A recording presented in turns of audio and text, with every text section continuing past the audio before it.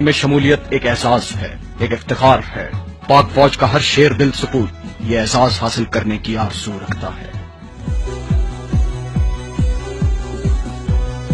S S G میں شمولیت کے لیے جوانوں کے چناؤ کی غرض سے ایک خصوصی سلیکشن ٹیم مختلف ہیڈ کوارٹرز اور یونٹوں کا دورہ کرتی ہے اور جوانوں اور افسروں کو اسپیشل سروس گروپ سے متعلق تمام ضروری معلومات وہاں پہنچاتی ہے۔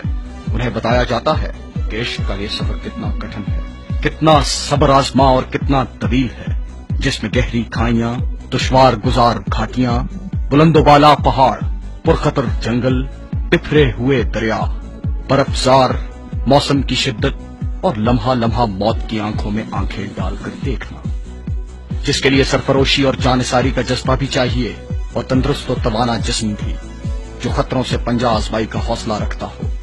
ابتدائی ٹیسٹ اور طبی معیار پر پورا اترنے والے منتخب جوانوں اور افسروں کو سب سے پہلے پیرا ٹریننگ اسکول پشاور رپورٹ کرنا ہوتی ہے، جہاں سب سے پہلے انہیں 34 فٹ بلند ٹاور ٹیسٹ کے مرحلے سے گزرنا ہوتا ہے۔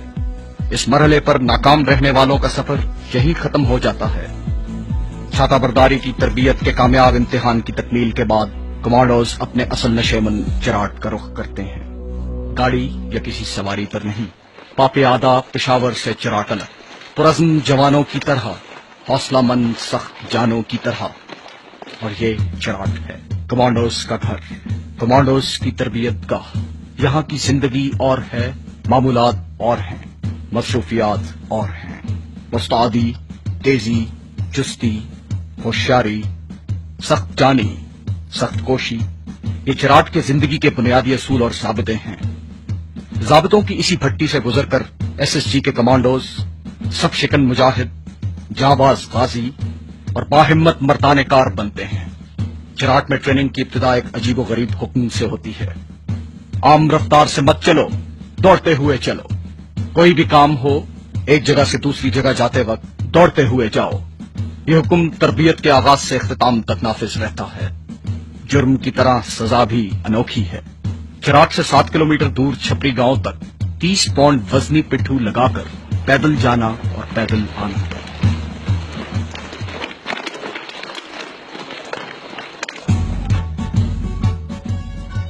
تربیت کا نصاب کئی مہارتوں پر مشتمل ہے۔ جوڈو کراٹے یہ وہ فن ہے جو مد مقابل کی طاقت کو اس کے خلاف استعمال کرنے کا ہنر سکھاتا ہے۔ دست بدست لڑائی میں پہلکاری اور اس فن پر عبور ایک اچھے کمانڈو کے لیے لازمی ہے۔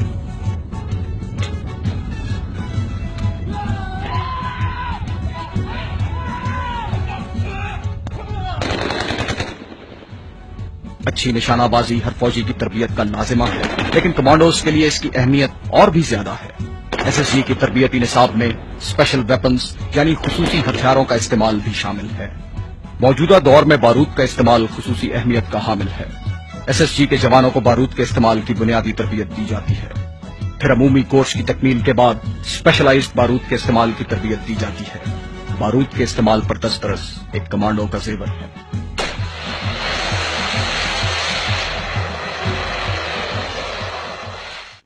خراب موسم اور اندھیرا ایک اچھے کمانڈو کا دوست ہوتے ہیں۔ ان حالات میں وہ دوسروں کی نظر میں آئے بغیر اپنے مشن کی تکمیل کرتا ہے، لیکن تاریکی اور ناسازگار موسم میں اپنے طے شدہ ہدف تک پہنچنا مشکل ہوتا ہے۔ اس کے لیے کمانڈوز کو نیویگیشن کی خصوصی تربیت دی جاتی ہے۔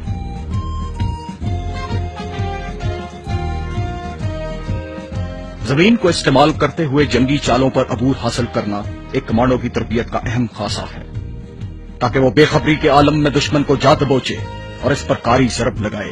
اسے کمانڈوز کی اصطلاح میں فیلڈ کرافٹ کہا جاتا ہے۔ کمانڈو کے لیے مشکل ترین حالات میں زندہ رہنا اور اپنا مشن پورا کرنا تربیت کا بنیادی جوہر ہے۔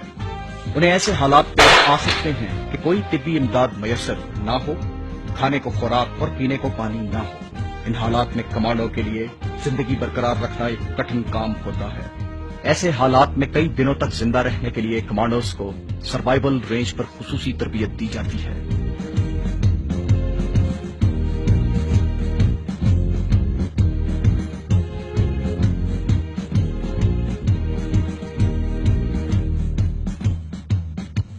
ٹیکٹکس کی ٹریننگ کا مقصد چھاپا، گھات، گشت اور ٹارگٹ پر کاری ضرب لگانے کی صلاحیت پیدا کرنا ہے۔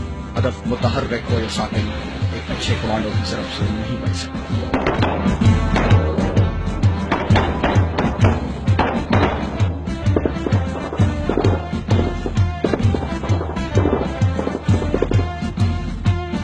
कमांडोज की राह में कोई दरिया, कोई सहरा, कोई पहाड़ हायल नहीं हो सकता।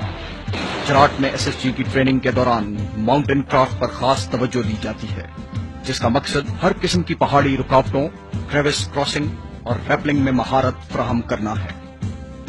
छाता बरदारी की ट्रेनिंग कमांडोज की तरबियत की सबसे अहम कड़ी है, जो एसएसजी को बाकी मुसल्लह अफवाज से मुमताज करती है।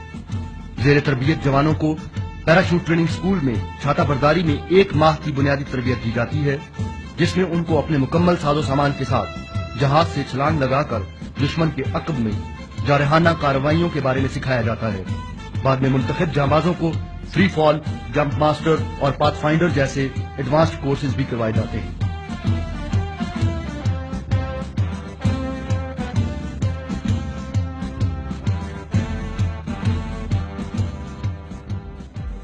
एसएसजी के लिए ये बात